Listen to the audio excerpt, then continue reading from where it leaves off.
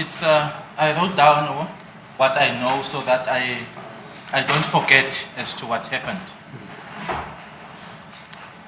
So those papers serve as the things that you'd remember and write them down. Ukusho ukuthi kulamaphepha izinto ofuna uyikhumbula oyibhale phansi. That's correct. So basically those are your notes. Iloko kubizwa ngokuthi ke obhale phala ama notes. That's correct. Thank you. Sorry, the state. What is the status of a witness who comes with a piece of paper and says what Mr. Zungu Senior says? Yes. Well, we are about to rise on that point, my lord. Normally, a witness would refresh his or her memory from a statement and then testify out of his or her memory. And if there are certain aspects like dates or certain details that the witness cannot remember, the witness will then be asked whether he wants to refer to his or her statement, and the statement will then be proven, will be identified. Statement or notes? There's a world of difference statements. between a statement and Yeah. notes. Well, statements, my lord. Yeah, Statements. as yeah. long as you know that. Yes. Statement, my lord. A witness is not allowed to make notes and testify out of those notes except from his or her statement, my lord. And as indicated, we're just about to rise on that point that a witness cannot use the notes that he has in his possession to testify from, my lord. He has made a statement. If there are details that are required, he can refresh his memory from the statement. It's Exhibit UU, my lord. Is that so? Yes, Mr. As it what's is the the court, my response? lord. Thank you.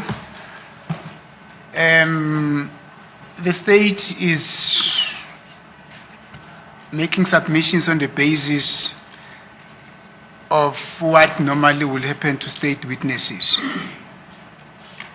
Statements of witnesses of state witnesses would normally be prepared by police who are investigating the case, and they would commission it, and they will hand it over to the prosecution. They will go through, prosecution will go through those statements and make a view of whether or not they'll be calling that witness. When that witness is being interviewed, here and there, they will refer that witness to that statement.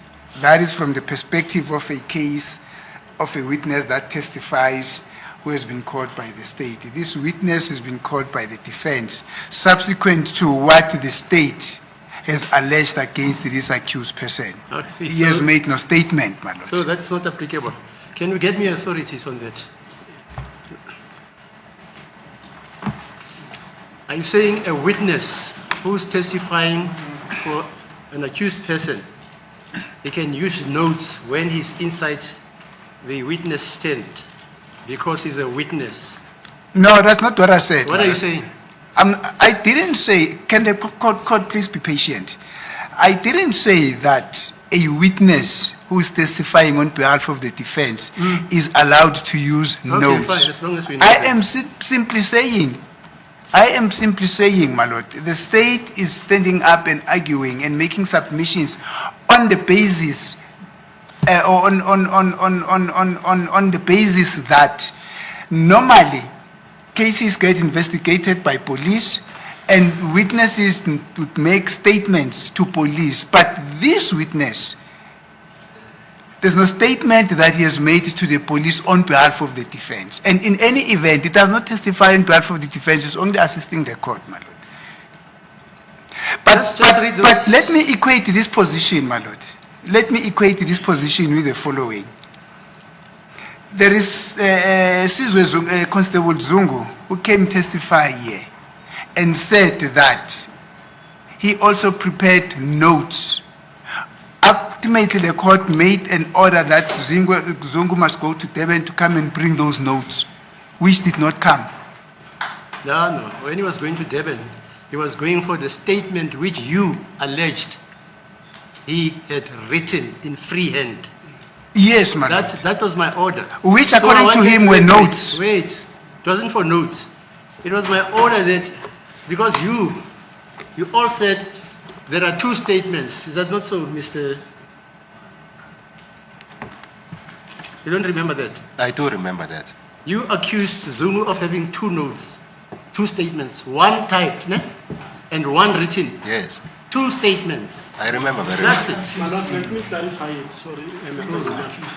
My lord, that issue arose during my cross-examination of Mr. Zungu. No, fine, yeah. I I agree. asked Mr. Zungu whether he wrote Mano Lango, the statement, and that statement was commissioned. And he said yes. And I said, that which we have in front of court, it's a typed out statement. Then we want the written statement. And he says he will find it. Then he was sent home. When he got home, he changed the story to say, by the way, it was not a statement, it was Yeah, fine. notes. Yeah, so that's what I was investigating, because there was an allegation that he has made two statements, one written and one typed. And I ultimately found that, according to what he is saying, he was sitting and there was a typist, and Gininda was there. And then he said he used the notes to compile the statement which was ultimately typed. Mr. Have you got that authority? Firstly, we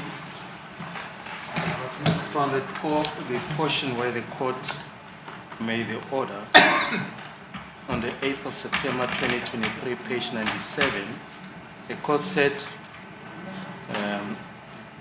must be given, suppose Constable Zungu must be given the opportunity to go home, to retrieve all those notes, That's it. and he must also go to the safe house on Monday. Okay, fine. So I don't know if Mr. Zungu Senior has got his statement which he made, Yes. or he has notes written on his free hand. Well, we're also not aware what is exactly, but from what counsel is saying, it would appear these are the notes that he made in his own hand and not his statement. I see. I suppose if it were his statement, No, that's no counsel will problem. have laid the basis for the statement. But even with those notes, no basis has been laid. We just hear now that he's testifying from the from the notes. We're not even aware of that fact, my lord. Okay, fine. My lord, we never said that Mr. Zungu is testifying from. We never said he's testifying from. It's only the defense that is saying, Mr. Zungu, we realize that you have got some papers in your possession. What are fine. they for? No, fine, let's proceed. And then it's clarifying. Mr. Zungu, let's try the best that we can, or can you please try the best that we can to refrain, because you have already heard the tone, to refrain from looking at those statements. Do you understand? From those notes, do you understand? Asizame-ke baba ukuthi-ke nje njengoba uthola ubufakazi bakho ungabheki kuloko okubhalile laphayana, uhlukane nje naloko okubhalile laphayana uyikhulumele wena kodwa ungabheki lapho, ngoba-ke manje bekunenkulumo la enkantolo phakathi komshushisi, umehluleli kanye nommeli futhi ngokuthi-ke umthetho uthini-ke uma umuntu ethula ubufakazi abese eceleni emane ebuka-ke lokhu akubhalile phansi, ngoba-ke manje kuyahlukaniswa phakathi kwesitatimende osinikeze amaphoyisa nento wena oyibhalele phansi. Uma ngabe uthula ubufakazi umane-ke ubheka noma ubuka-ke kuloko okubhalile, ummeli useyacela-ke manje ukuthi yikhulumele nje wena kodwa-ke ungawesa amehlo wakho lapha. If you can, but you can also request, because that is for your own memory in respect of this case. There's nothing wrong with that. If you can request to refresh memory from your very own notes. Uma kuwukuthi-ke uyakwazi futhi usengakwenza-ke nokuthi-ke wenza isicelo-ke enkantolo-ke ngoba-ke yinto oyibhalele wena leyo, cela inkantolo ukuthi ngiyacela Nkosi enkantolo bengicela nje ukuthi ngiyikhumbuze la kuloko engikubhalile la. Do you follow? Kezwakala baba. Sengiyakucela ngoba bengenzela ukuthi ngikhumbuze kusinto. Futhi sengigulile phela ngisafani nabo ngimncane ngisheshe. It is my request then, my lord, that I'll be allowed to refresh my memory because I'm no longer young. It's unlike when I was young back then when I was quicker. Thank you. Mr. Zongo, let us do it this way. That information that you said are your notes, is it made in your own handwriting? Logo okula maphepha amabili ngobonayo la eduze baba. Ukubhale ngesandla sakho. Balo wena. Yes. That information that is contained in that which you are saying are your notes, where did you get that information from? Who gave you that information? Logo okubhalwe la wakutshelwa ubani? Ukuthatha phi logo okubhalwe la? Hayi ngibhala okunye nje ngikukhumbulayo kwakwenzeka. I write what I'm able to recall. Kwenzeka lenkinga leyo faka. I'm writing that which I can recall, which happened, or what happened with regards to this incident. Did anyone assist you in compiling those notes? Ukhona yini umuntu okusizile noma oye wakulekelela ukubhala lokho? Ngokwami nje. It's my own.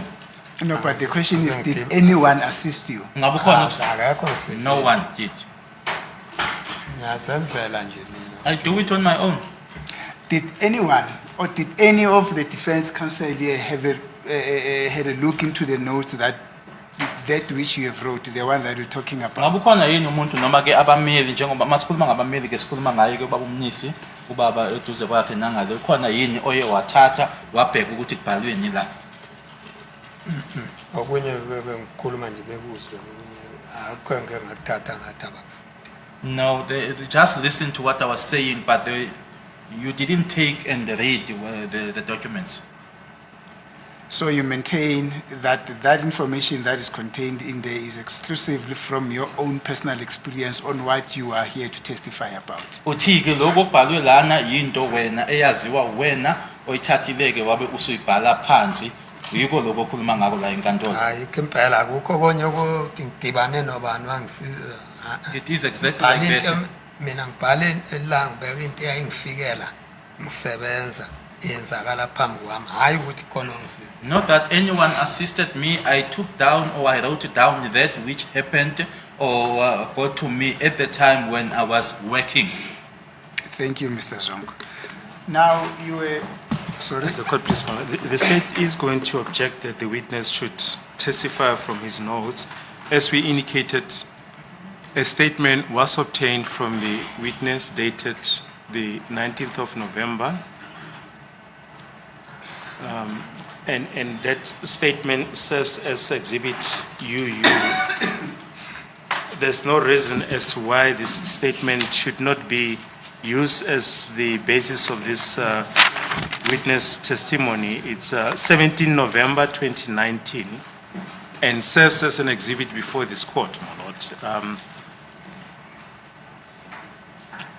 If it was felt that there's a need to supplement the statement, then it should have been done so under oath.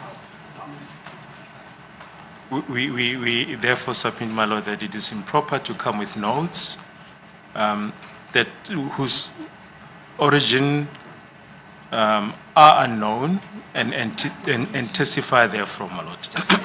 Ikhona ke inkinga ngakuqala ngakihlangothi ke lawo umbuso ukuthi ke wethuleke ubufakazi bakho ubheka ke noma ubuka wona ke ama notes la oshoyo ukuthi uyibhalele umbuso usuyasho ke futhi ukuthi sikhona ke istatement esiphambi kwale nkantolo istatement esenziwa uwena ke baba emaphoyiseni sange yi17 ka November 2019 ngakho ke uma ngaku ukuthi ke umeli officer akazi ukuthi kungani umeli engasebenzisi leso statement ngoba sikhona istatement kodwa banenkinga ke beumbuso ukuthi ufakazi wethu ubufakazi bakho usebenzisa ama notes abathi bona abawazi ukuthi aqhamuka kuphi noma buya kuphi.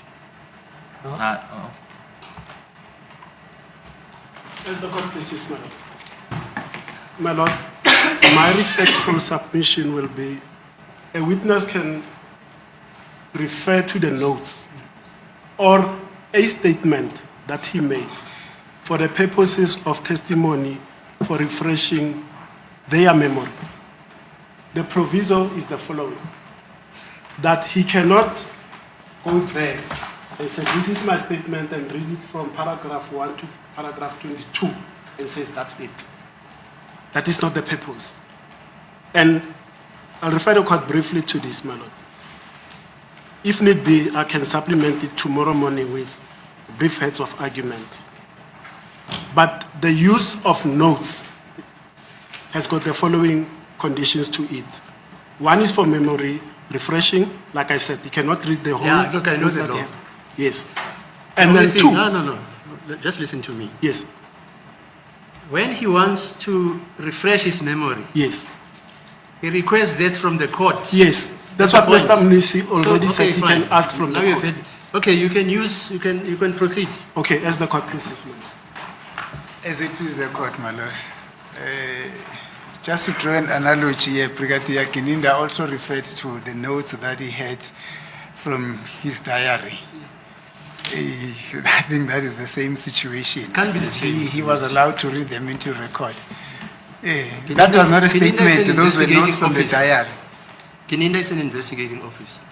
There's no difference. There's no difference, fine. Yes, those notes do not Yeah, form you part want to of... read that authority. He should have put that information in his statement, Yeah, but fine. he decided not. He had to rely on his diary.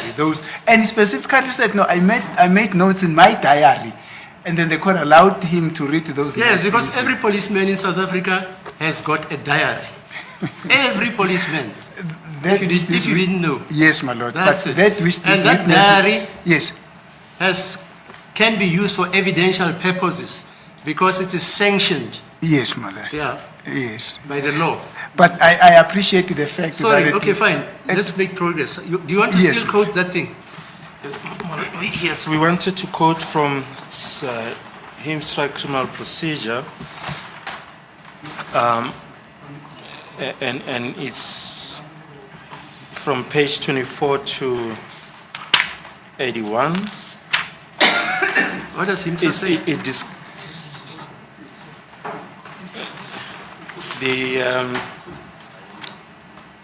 The point in issue is, or the heading is refreshing of the witness memory with the aid of a document. It says a witness may use a document to refresh his or her memory. This can be done even if the witness is not able to recall the events recorded in the document. Before this is done, however, the side leading the witness must see to it that the following three requirements have been satisfied. 1, the witness must have written the document him or herself, or order that it be composed, or have read it when the events were still fresh in his or her memory. Admissibility of the documents depends on the circumstances, but more than a week could have elapsed between the incident and the note made by the witness. On the other hand, an expert such as a scientist, engineer, architect, or accountant with a view to contemplated litigation may draw a report to use on the witness stand for refreshing his or her memory, even if it's not the original report or does not consist of the original notes made at the time of the investigation.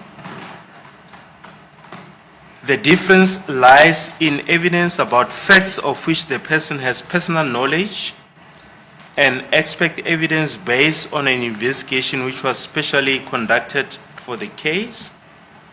2, a witness who does not have the original and has to rely on a copy must be able to say that the copy is a true version of his or her memory. If the writing is a version of the memory at the time of such writing, the witness must be able to say that the written version is a correct version of his or her memory Thirdly, my lord, and this is the point on which we were rising, the witness must be willing to hand over the document for inspection by the court and the opposing party. If the witness only wants to refer to a portion of the document, the rest of it can be withheld or pasted over as long as it's not relevant to the portion which is to be used. As Councillor just pointed out, my lord, Brigadier Gininda handed copies of his diary to the defense, and they peruse the diary. The state will be equally entitled to peruse the notes that the witness is referring to, my lord. Is Himstra saying that? Yes, it seems so. Yes. Any response?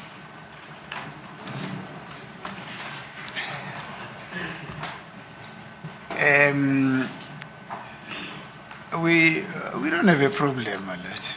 Probably the state is departing from the premise that there's something that we intend to hide. We don't intend to hide anything.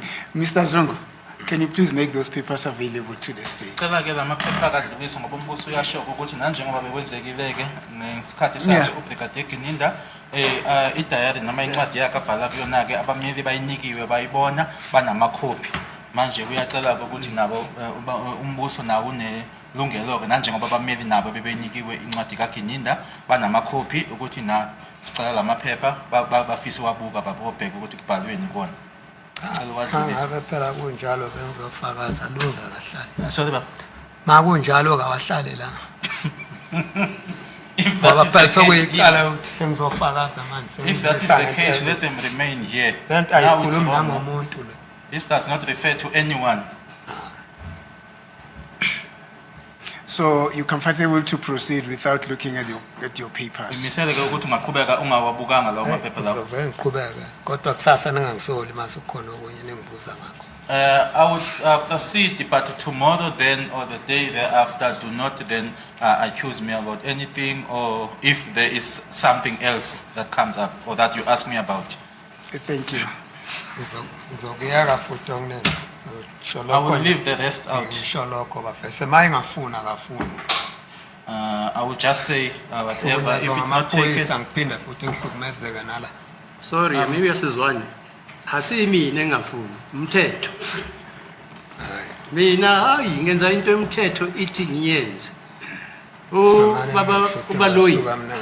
Ufunde incwadi yomthetho. Lapha ngihlukumezwe ngamaphoyisa kahulumeni. tortured by the police, even now I'm being tortured here or abused.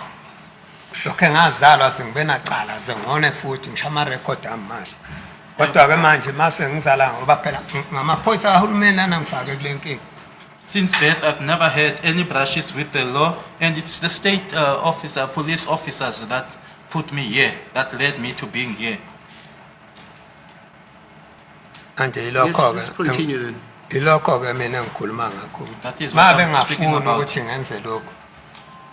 Angiphikisile. If it's not, if it's denied, then or it's not allowed that I do this, then I'm not against it. Thank you, Mr. Zungu. Let us try. Angayeke ngizokhuluma lokho nje sengikhulumile ngihlale phansi. Let me leave it. I will just say whatever I've said and sit down. Yeah. Kodwa ngelanga bakhona abayongisiza. But one day there are those who will be able to assist me or who will assist me. Thank you, Mr. Zungu. There's a chair there. If you feel tired, you're welcome to sit down. Mr. I've Zungu. offered repeatedly. He doesn't want to sit. I've offered him the seat. Okay, thank you. Now, before our adjournment, you were explaining your journey from Emelo, where you got picked up by Gininda in a company of all those other people, and you're seated with these other two people, and they were saying to you, you cannot now decide to renege from your undertaking that you would be called Kumalo and all those things. You should remember that. Sigcine lapho ke ubusasitshela khona ngendlela ke nanihamba usemotweni uhlezi emuva uze washo ukuthi uhlezi phansi wayohlalizwa nabanye ke ngasemuva bese bekutshela ukuthi manje wena usuyajika ke kwinto obuyikhulumile ngaphambilini uyakhumbula sigcine lapho. Please, I don't think the witness has ever said that or use the word renege on what he was going to say. I think the evidence was that the people who were seated with the back told him that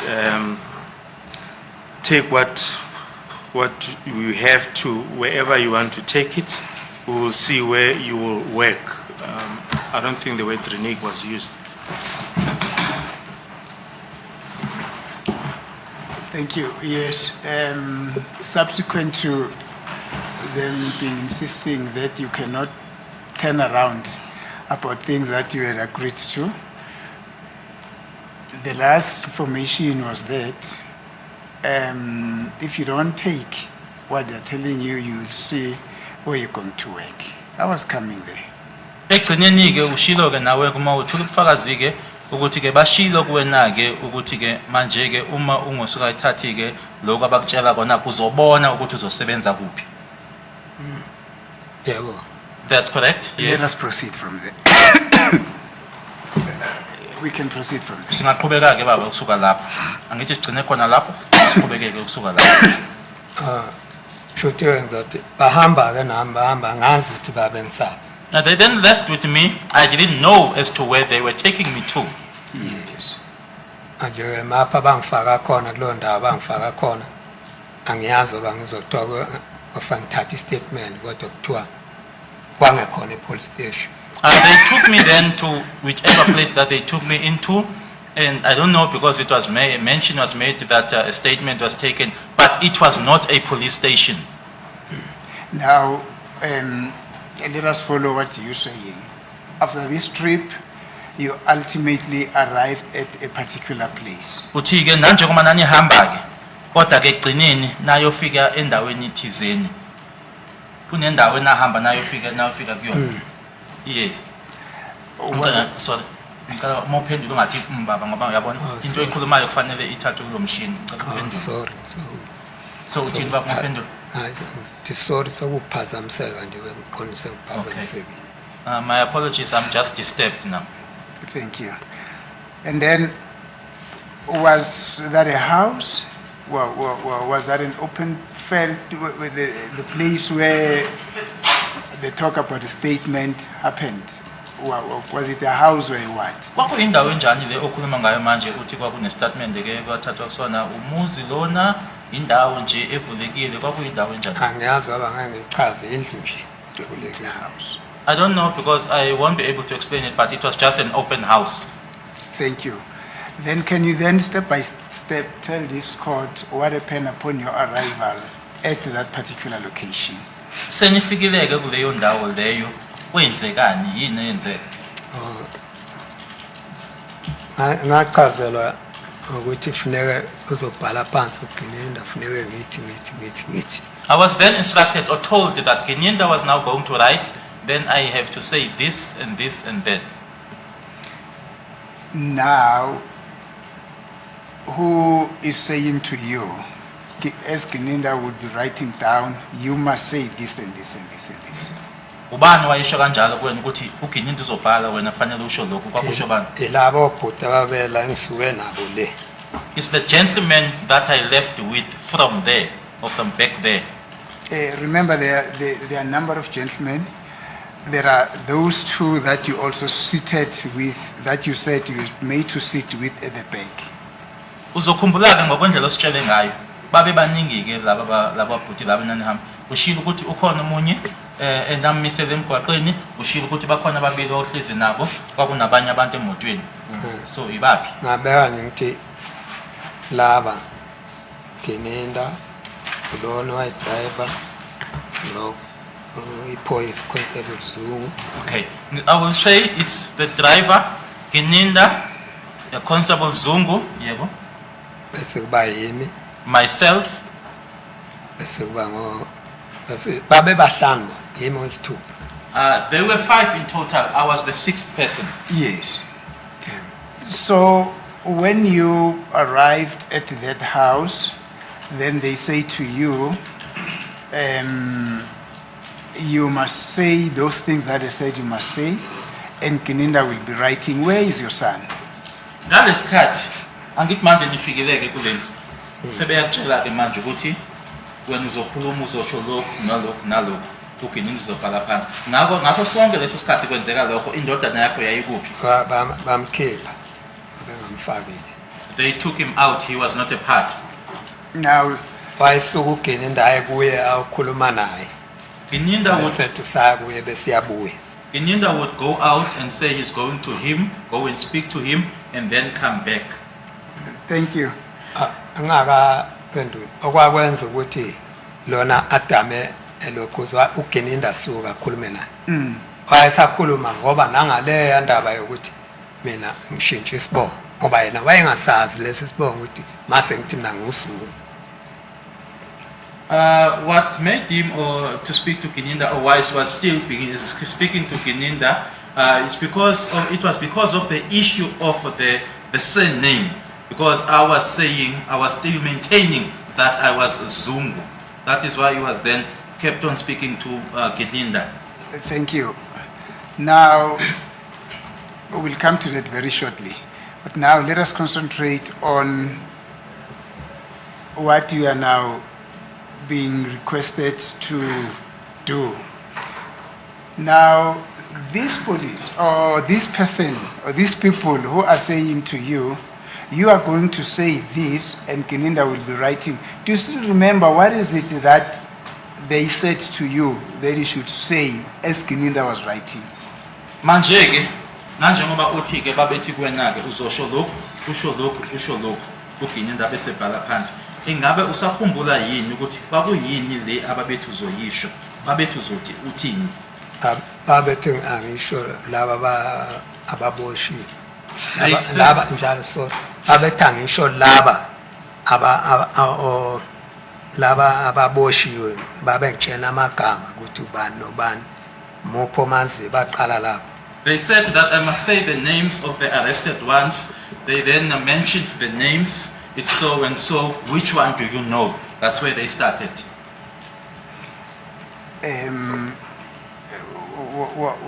What specific names did they mention? Iwaphi la magama abawasho? Basha amagama abomuzi la. The names of Muzi, And Yebo. who else? Na uNtanzi. Ntanzi. Thank you. Basho bona They mentioned them. ukuthi ngiyabazi yini kanjani. Ask me whether I know them and how do I know them. Yes. And what else did they say you should say about them?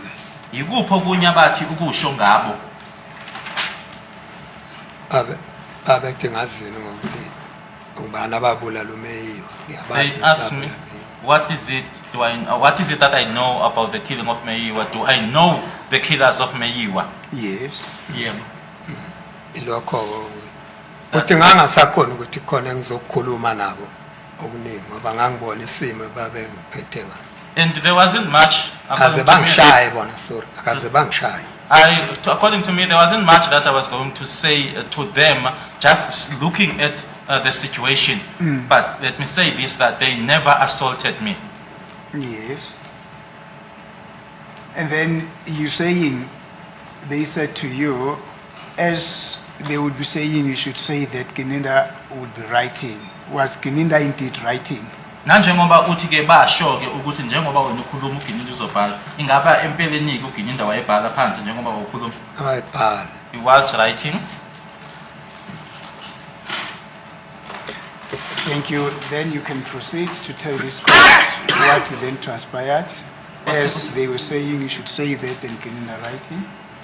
Ungaqhubeka ke la ugcine khona ke. Hayi kushuthi wayibhala yena kwase kushaya lesi sikhathi ukuthi sebeyangidedela ke kwase kuhanjwa.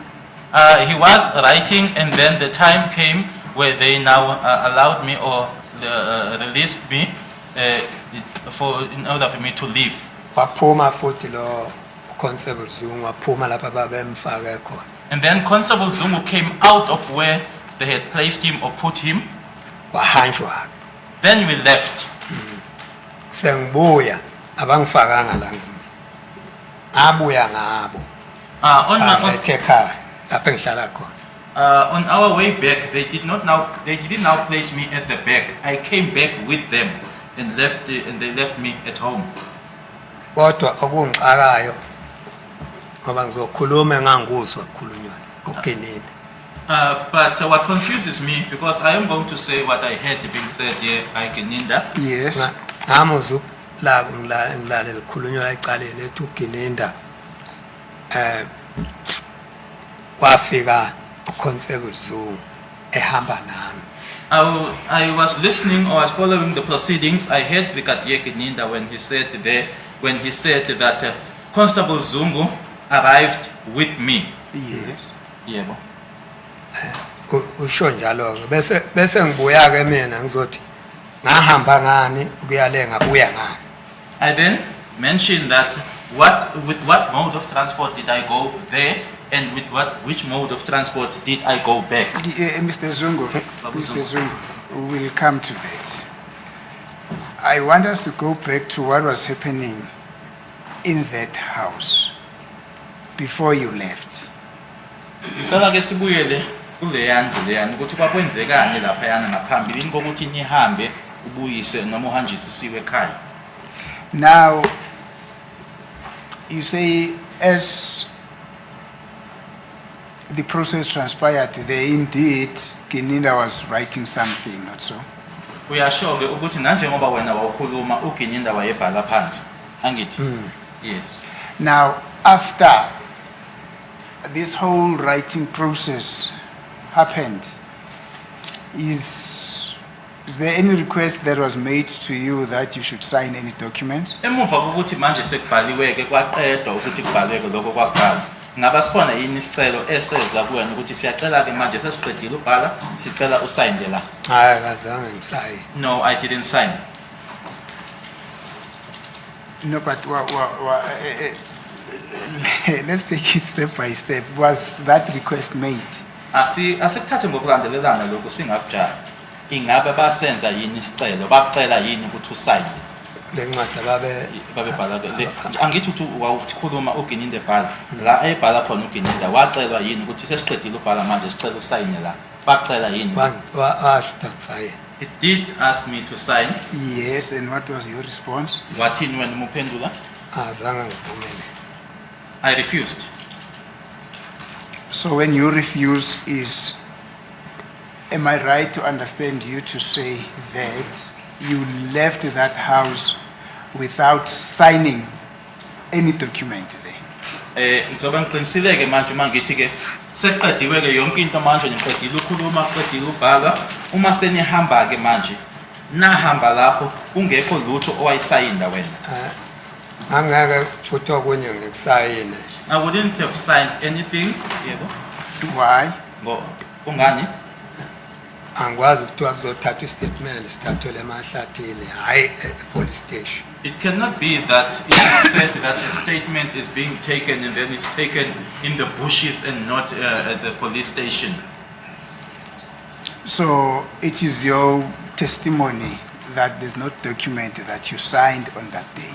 Ubufakazi bakho ukuthi akukho wakusayinda ngalela langa? No. Eyami isayini ikhona iyaziwa. Ikhona kuphi yaziwa kuphi? Ngisho ukuthi ikhona iyaziwa ngisho ngaya koSASSA beye kuphi endaweni kahulumeni iyaziwa na kwi-ID yami iyaziwa. My signature is there, it's known, it's there in my identity document, you can go to SASSA, government institutions, it's known, my signature is known. Thank you. Now, you're saying after that process where Geninda was writing down and you've been told what to say, you were then taken back home. We are sure ukuthi sekuqediwe ke laphayana uGeninda ubhalile ukhulumile wena uGeninda wabhala phansi nase nibuyela emuva ke base bekhambisa ekhaya. Sorry bangihambisa They took me home. Phazamisekile njalo umbona.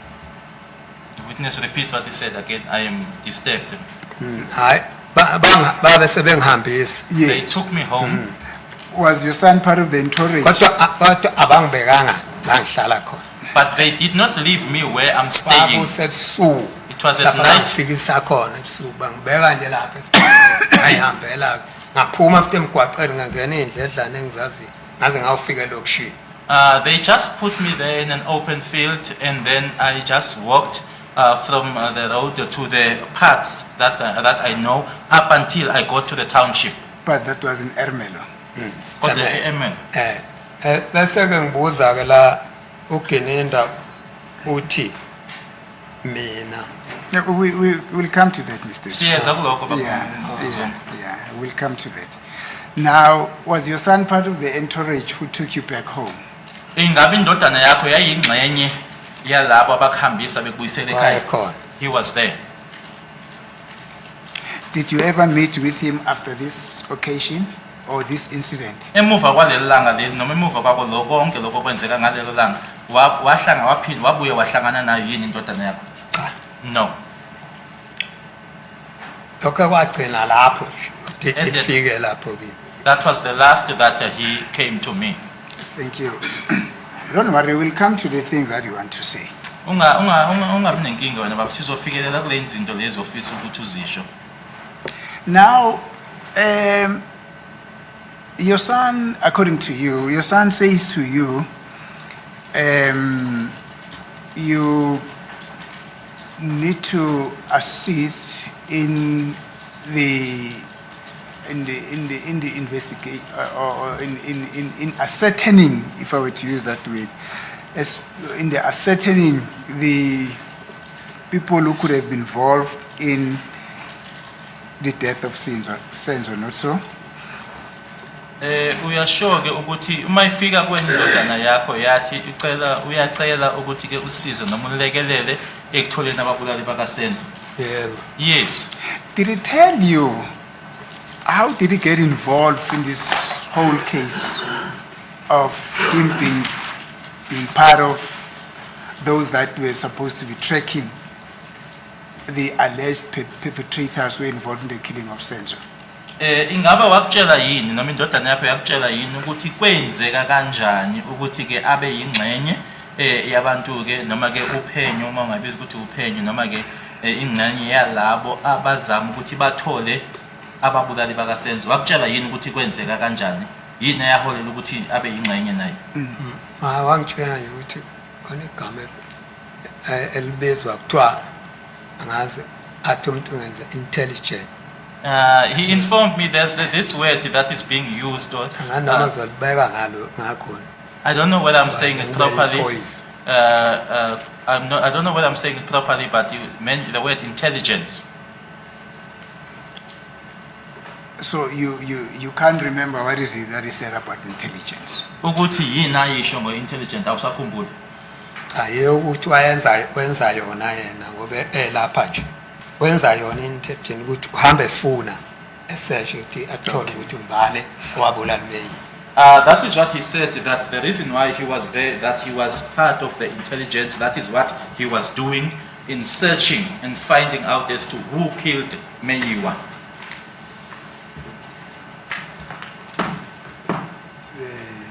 Thank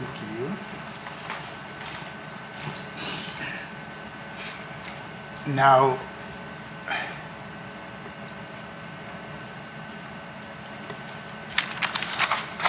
there is a statement here which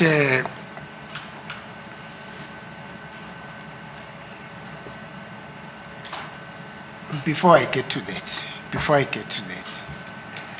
did you perhaps have any clue with regard to who could have been involved in the death of Senzo Meyiwa, which had, which could have led your son to come to you and said that you should assist in tracing the perpetrators? Wena baba, ingaba kukhona yini owawukwazi mayelana nokushona kwakhe uSenzo okwakungaholela indodana yakho ukuthi ize kuwena izothi baba ngicela usizo ngokuthola abantu ababulala uSenzo? Kukhona yini owakwazi okwakungenza ukuthi indodana yakho ize kuwena? Akukho. No, there's nothing.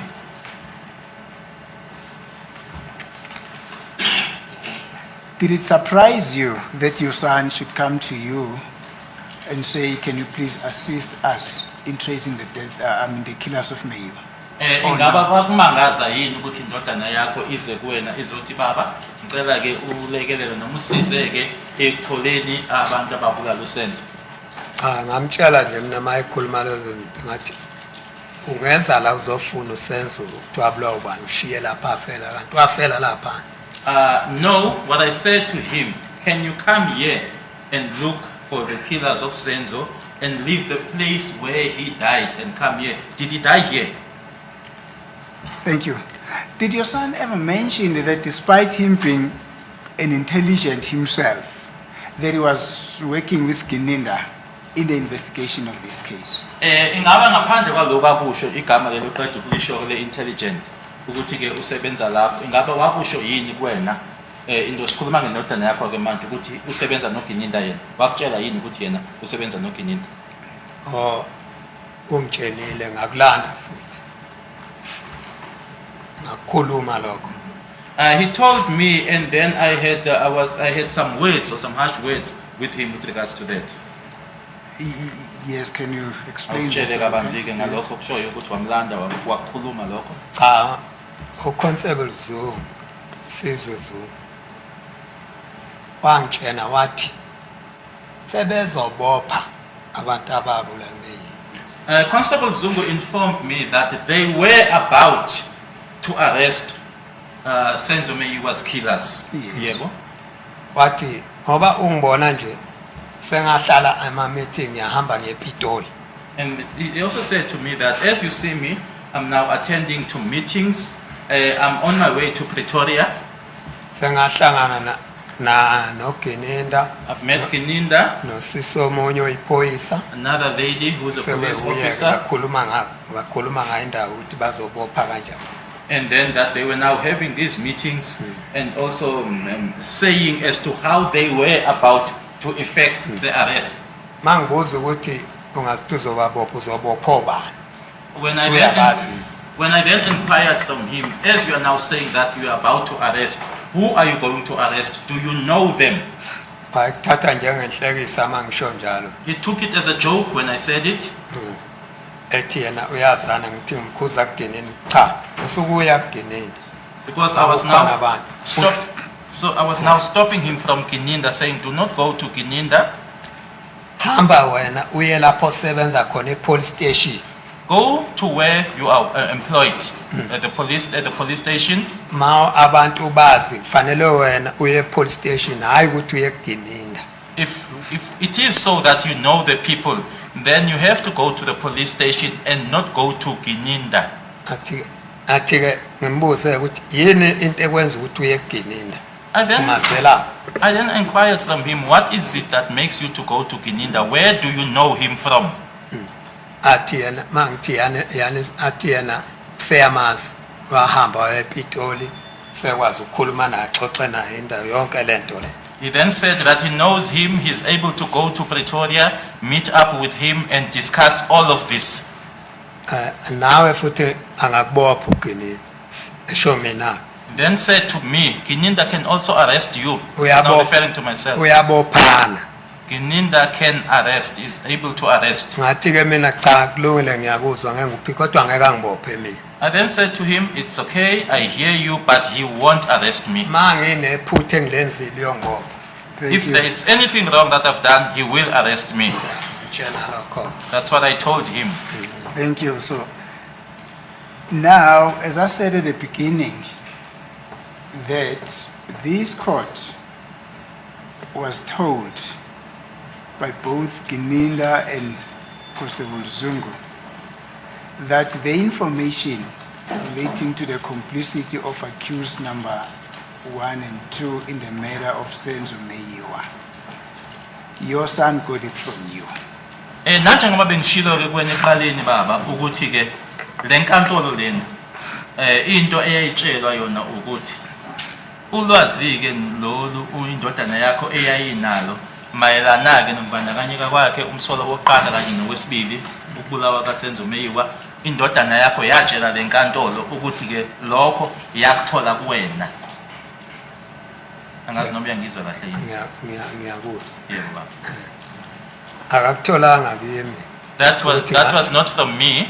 akutholanga kimi ngokuthi ngimtshele nje ukuthi uye waye asuke eza nezinto He's the one that would come, Search. that would come with things to me and to come and just search. mina futhi angihambi nabo mina I do not go around with them.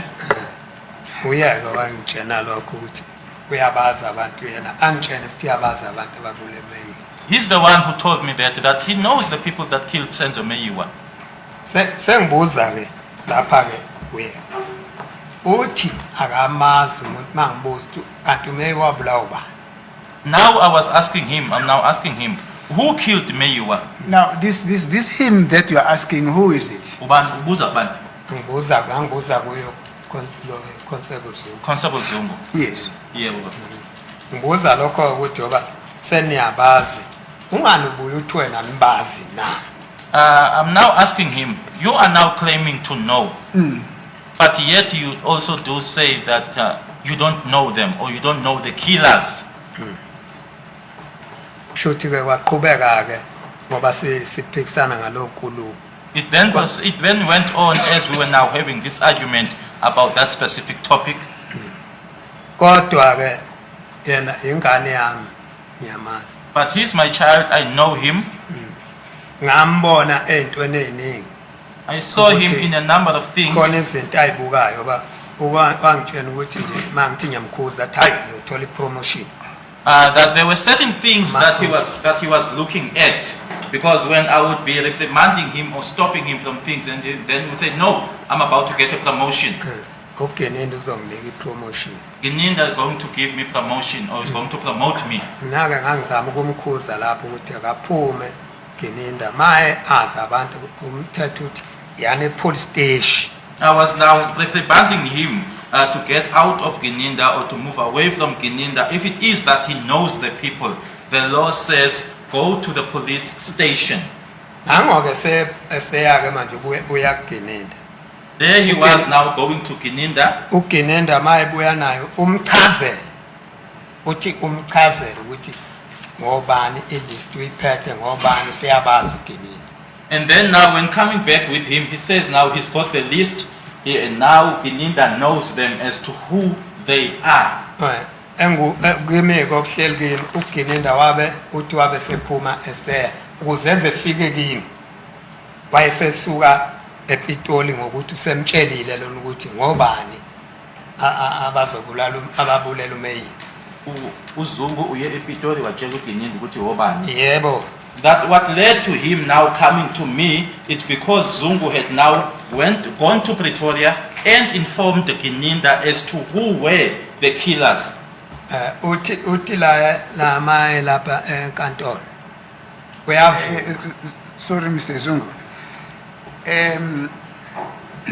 Now, this court was told that you made a statement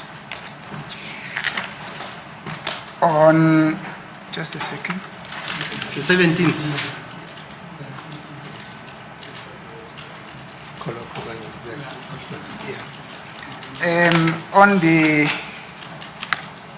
On the 17th of November 2019, Lenkantolo ke babitsheliwe noma futhi ke iqedwe utshelwa ke nanamuhla ukuthi ke unestatement owasenza ngey17th kaNovember ngo2019.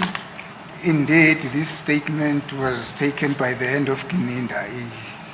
It's very obvious. I think this court now, everybody that is involved in this case, at an official level, knows how Gininda's handwriting is. Ngempela ke sesiyabona ke noma umeli uthi uyabona ke kwistatement lesi asibukayo ukuthi uGininda wabhala la uthi ke wonke umuntu ke okulenkantolo osebenzayo lana ke useyamazi ukuthi uGininda ubhala kanjani. Uthi uyaqinisekisa kunempela statement esiphethe sabhala uyena uGininda. Now, Gininda told this court that after having obtained this statement from you, you then signed this statement. uGininda ke nkathi ke wayela enkantolo wayitshela ke inkantolo ukuthi emuva kokuthi yena esesibhalile ke istatement wena ke baba wasayina phansi. show you the statement here after. Ngizokukhombisa sona baba. And your signature. Please show me. Yeah, I'll show you the signature here after. But now, I just want to go through the statement and confirm if you're familiar with the content that is contained in the statement. Can I get a copy, please? Oh, yes. Let me get the copy. Thanks.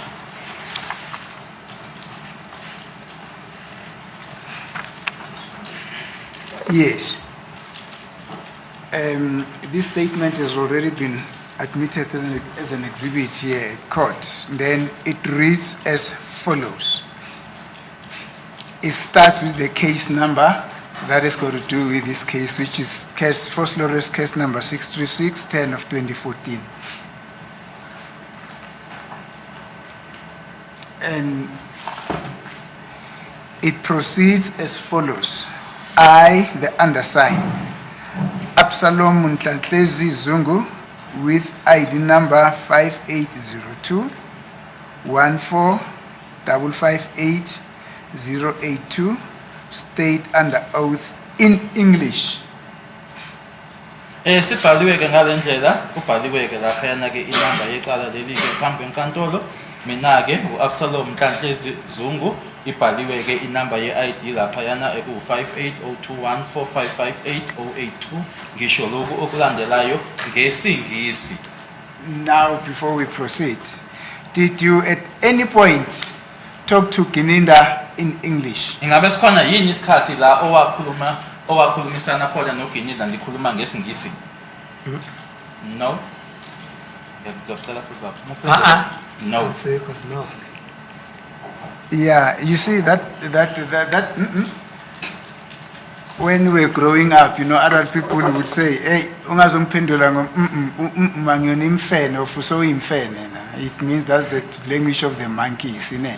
It's either you say yes or no. Do you understand? But here at court, that the mic does not pick it up. Yes. Thank you, sir. I see. Yeah. So what you're saying is there is no point, that no time at which you ever had a conversation with Gininda using English. Uthi ke asikho isikhathi la owakhulumisana khona noGinida nisebenzisa ulimi lesingisi? No. Thank you. Now, Gininda proceeds and say, this is what you told him. What I'm reading here is, according to Gininda, what you told him. Do you understand? Engikufundayo lana ke into ekhulunywa uGinida eshiwo uGinida ethi wayitshela wena mina ngiyafunda ke. Now he says, you told him that I am an adult male born on the 14th of February 1958. We are residing at Setuche section in Tembisa. I am currently unemployed but do temporary work at Petrative SG Coal Company with cellular number. I won't read that into records. I won't read your cellular number into records. Okubhaliwe ke laphansi ukuthi ke ngumuntu wesilisa osekhulileke owazalwa ke nge-14 zika February 1958 ngihlala ke e25 Sithoche section eThembisa njengamanje ngaleso sikhathi leso ke angisebenzi kodwa ke kukhona ke la engimane ngibamba khona ke ePetrative kwinkampani ke noma company ke iyamalahle ubhaliwe ke inamba kodwa ke asingeke siyifunde ke inamba yakho yocingo.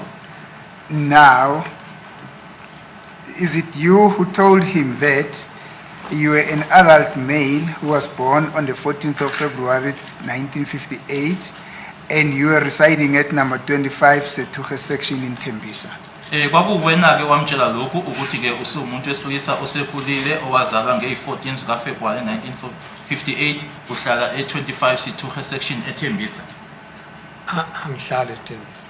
I don't reside in Tembisa.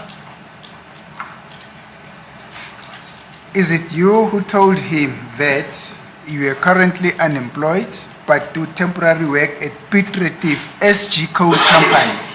Kwakuwena owamtshela ukuthi ke ngaleso sikhathi leso wawungasebenzi kodwa ke kunamatoho manje owabamba lapha nalapha ePetrative kwinkampani ke yamalahle. Ungangisiza ungibhekele unyaka la. Can you assist me in unyaka kwangumkhondoku Makbala lokho? Can you just assist me with regards to the year in which this statement was taken down? It was taken on the 17th of November 2019. Kwakungeyi 17 uNovember unyaka ka-2019. angisebenzi la Piet Retief Sorry. akaze ngisebenze Piet Retief I've never worked in Piet Retief. At the time at which the statement was taken on 17 November 2019, do you still remember where were you working? If you were working? Ingabe usakhumbula yini ukuthi wawusebenza kuphi nendawo ngeyi-17 zikaNovember 2019 uma kuwukuthi wawusebenza ngaleso sikhathi? ngangise-ML I was in Emelo. And doing what at ML? Wawenzani khona lapho? angisebenza lapha koplant kodwa hayi plant ngisebenzela khona ngomunye umsebenzi engiwenza. There were some plants there where I was working, so I was working there. Thank you. Now, he proceeds and say, you told him that in late 2017, I met Mpekiseni Ntanzi, who is my relative from the homelands in Kwanongoma. You can read them. Oh, thank you. I met Mpekiseni in Durban at Kwamashu squatter camp. It was during the general discussion between myself and him, whereby he told me something shocking. He said to me, there was once a fight or an argument between his brother Mafika Ntanzi and another Ntanzi brother in Sesotho homeland in Kwanongoma. I do not recall what was Mafika arguing with his other brother about, according to Mpekiseni. Sure, that's Sesotho. Sesotho. I think it's, yes, it's written Sesotho or Sesotho homeland. Uyaqhubeka-ke kulokho akubhalileke, ngicela ulalele kahle-ke baba, akubhalileke uGininda uthi-ke unyaka usewuhambile-ke ngo-2017, uthi ukutshelwa wena lokho. Ngahlangana noMbhekiseni Ntanzi, okuyisihlobo sami-ke emakhaya kwaNongoma. Ngahlangana noMbhekiseni eThekwini eDurban,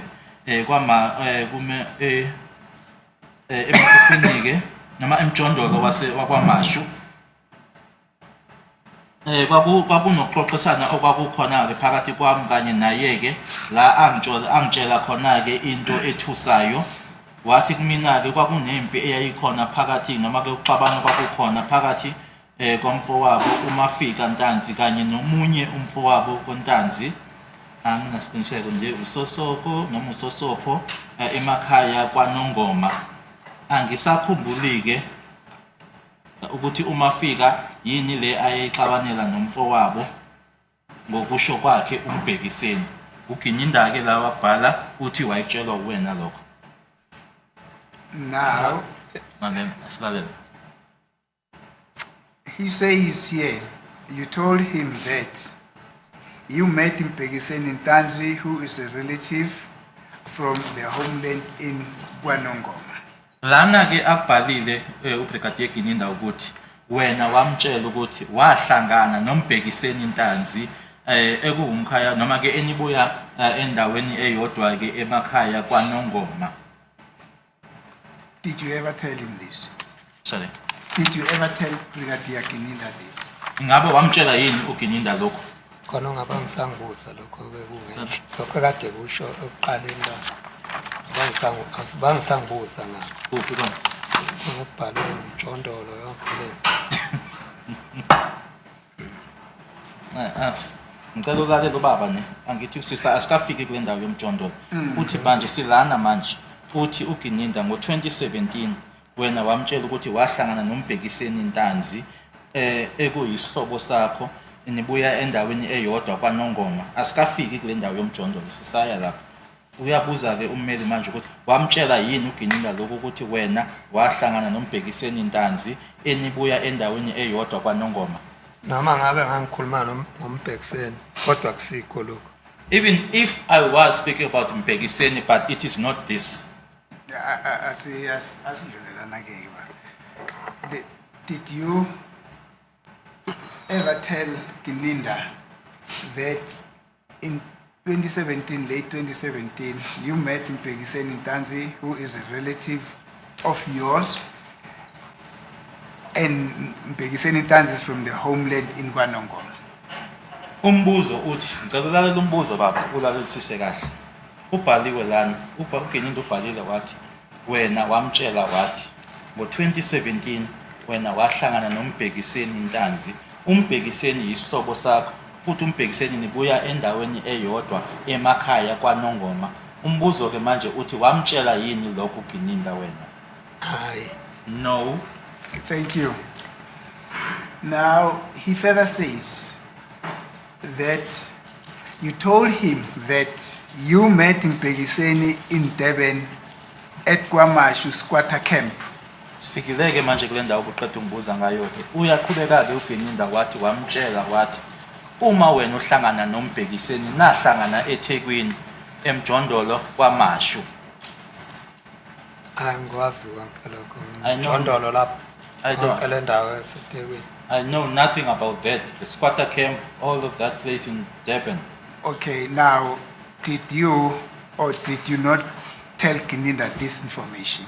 Mbuzo-ke uthi wamtshela noma uzange umtshele yini uGininda lokhu? Hayi, akaze ngimtshele mina ukuthi ngihlala eThekwini.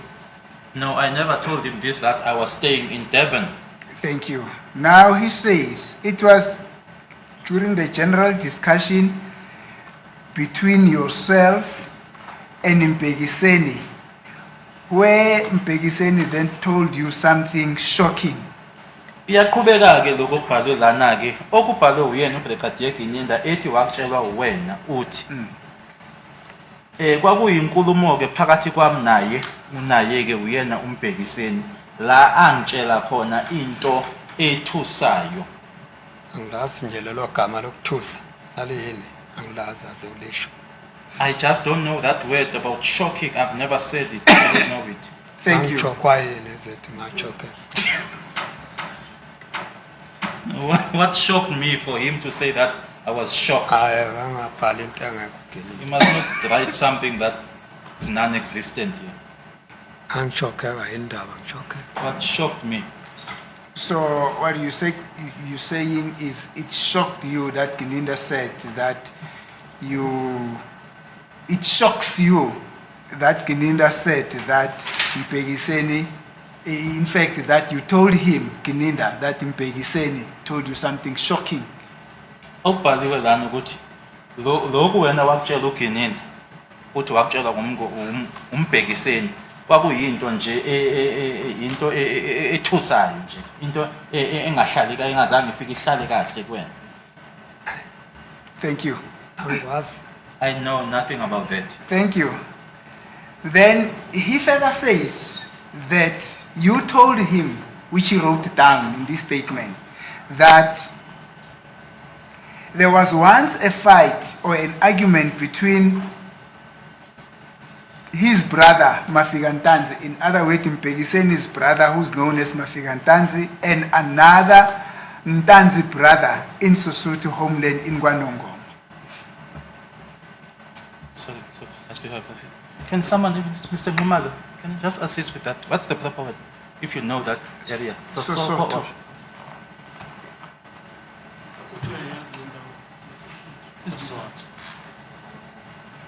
Let us read what is written here in the statement. Let's not change, because that information which is written here doesn't come from Mr. Numalo. But let us read from what is written here. To me, it looks like it is an S, that word, that Mr. Joga, that you're grappling with. It is SOSOTHO.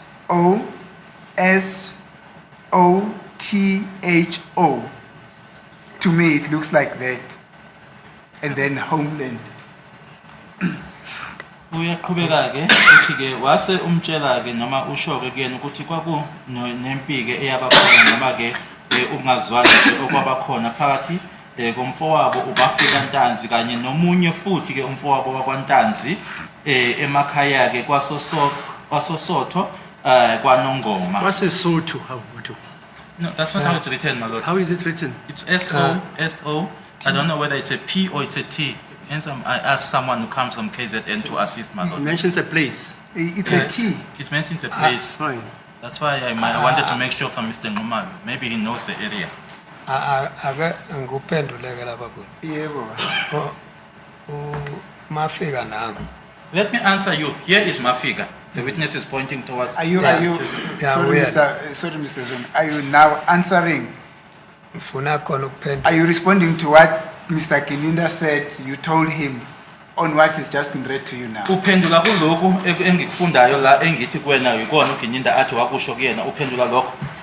ngiphendula lokho ukuthi kwaba nokuxabana Okay, I'm asking sorry, answering the fight or slash argument. thank you, hayi angikwazi lokho I know nothing about that. thank you. Then he further says that you told him that you do not recall what Mafiga and his other brother were arguing about according to Mpekiseni. Uthi-ke uGinyinda noma uyaqhubeka-ke ukubhala uGinyinda ethi watshelwa wena wamtshela-ke ukuthi-ke awusakhumbuli-ke ukuthi yini le uMafika ayexabanela nomfowabo ngokusho kwakhe uMbhekiseni. angikwazi I don't know about it. In other words here, Mr. Zongo, according to Brigadier Kininda, the story that you narrated to him up to what we've read here is a story that you also got from Mpekiseni. Do you understand? Kodwa engikushoyo-ke kuwena noma-ke inkulumo lana ethi lokhu okubhalwe lana okubhalwe uyena uBrigadier Ginyinda ethi wakuthola noma wakuzwa ngawo noma wakutshelwa kuwena nawe uthi wakuzwa ngoMbhekiseni. Do you understand? Ngabe kezwakala yini? ngiyakuzwa nje I just understand you or hear you. Yes. Did you ever have a discussion akin to this with Mpekiseni? Did you ever have such a discussion with Mpekiseni? Ingabe wake wanayo inkulumo wena ekanje noMbhekiseni? hayi ndaba uxabana nje lena ngiyazi nje noMbhekiseni asesikhulume nje The issue of the fighting, the argument, we've never discussed it myself and Mpekiseni. uma phela kuthiwa ngikhuluma inkulumo enjengale yokuxabana ngisho le ekhaya ngisho bani uyaziyo ukuthi kuyazeka ukuthi khona nabake baxabana kanje Even if it was said that I ever mentioned something like this about the fighting, the argument, even back home, it would be known or they would know that there was ever such a fight or an argument. Okay, let us proceed, Mr. Zungu. Now, he further says that you told him that Mpekiseni said to you that after the argument,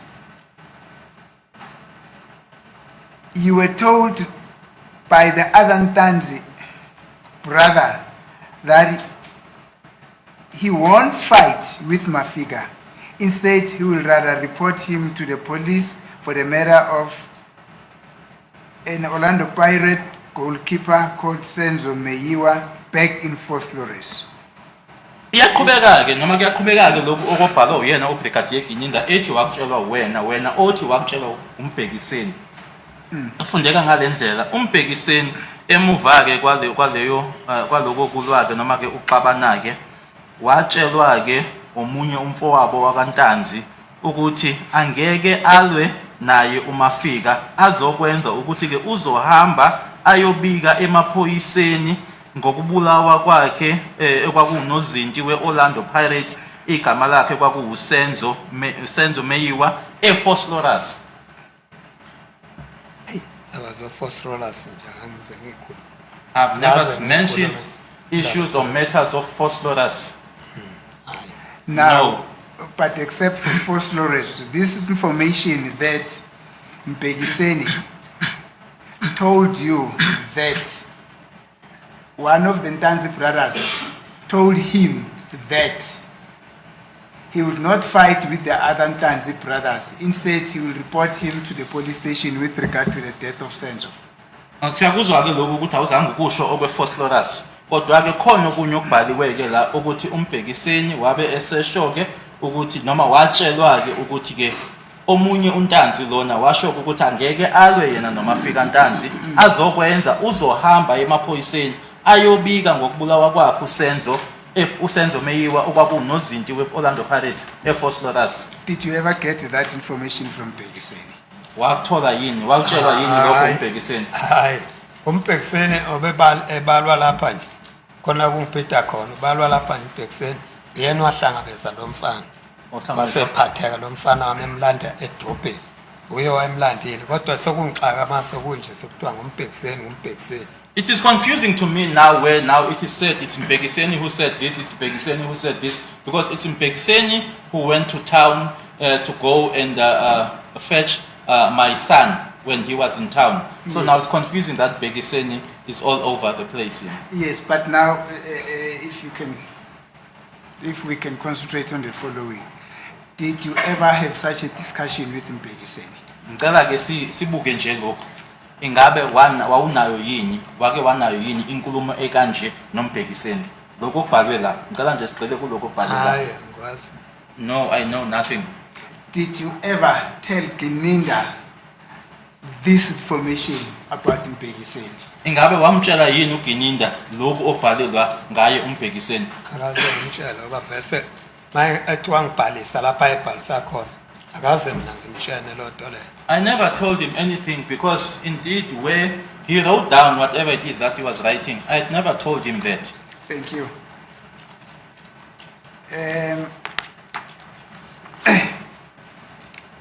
He further proceeds and say, this is Gininda now, that you further told him that he was told by one of the by the brother of Mafiga, not Mpekiseni, that Mafiga Ntanzi committed the murder with Moses Biya, who's also from Wanongoma. Uyaqhubeka ke ubhala lana ke yena ke uBrigadier Gininda ethi ke watshelwa wena uthi okunye futhi awangitshela kona ke noma ke awakutshelwa umfowabo ukuthi ke uMafika hayi uMbhekiseni kwakuwuMafika Ntanzi ke owabulala ke lapho endawonye noMuzi Sibiya naye obuya kwaNongoma. Now once again, wabulala. Yeah, that he killed. yes, in other words, Gininda says in the statement, when he wrote down, you were telling him that people who were involved in the death of, or people who killed Senzo Meyiwa was Ntanzi and Moses Sibiya, who's also from Wanongoma, but that this information did not come from Mpekiseni, but from one of the other Ntanzi brothers. Yebo, okubhalwe lana ukuthi wena owakutshela uGininda awabhala phansi uGininda ukuthi ke uNtanzi ubhalwe la ukuthi uMafika kungasiyona uMbhekiseni endawonye noMuzi Sibiya naye uMuzi Sibiya obuya kwaNongoma ukuthi ke babe yingxenye noma bekhona ke engxenye kubulawa kwakhe uNozinti loyo. Kodwa ngeke nezwa nengikhuluma ngaphambilini. Ngikhuluma ngayo le. Did you ever hear me previously or before speaking about this? No, I haven't. Izinto engalezi nje ukuthi mayithi kwaba ngelinye ilanga lapha thi ngangibhala khona noma ileli ilanga ababezenzela beyibhalela. Okay.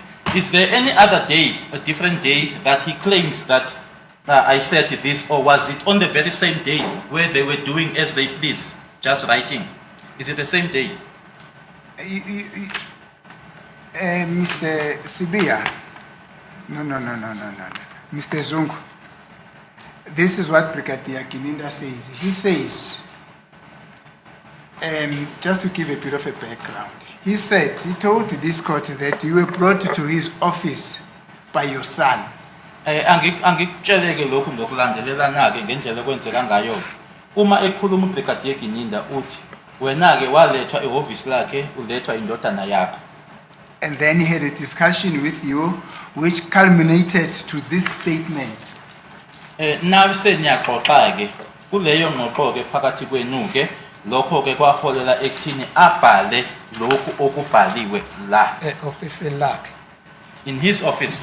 I don't know where it was, but I will tell you where the place is. He said the statement was taken at the South African Police Service by Brigadier Nicholas Kininda, police official, it's Colonel, Cold Case Commander, Pretoria, 17 November 2019. I don't know whether it was in his office or what.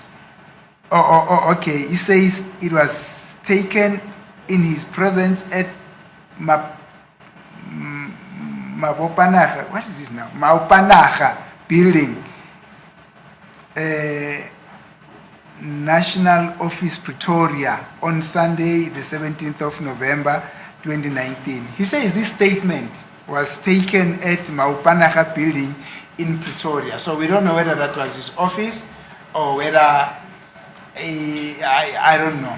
Asazi-ke noma kwakuyihhovisi lakhe lelo kodwa uyasho nje ukuthi lokho kwenzeka-ke la ePretoria ibhilidi-ke lelo malibizwa-ke balibiza ngokuthi-ke Maponaga building kodwa kwakula ePretoria asazi noma ihhovisi lakhe noma. Yeah. Do you understand? Uyakuzwa lokho ba? But in essence, he is saying this is what he told me. Kodwa-ke akushoyo la ukuthi lokhu okubhalwe la yinto wena owamtshela yona. Did you ever say this Hayi, information to Kininda? leyo nto zomapopani kanti ayingekho kanti i-police station No. olaze ngiyobhala khona. Now these things that are mentioned, or these names, Mapopan or whatever, was there no police station where we could have gone, where this could have been written at? We understand that concern, Mr. Zungune, that according to you, police station statements were taken at police station.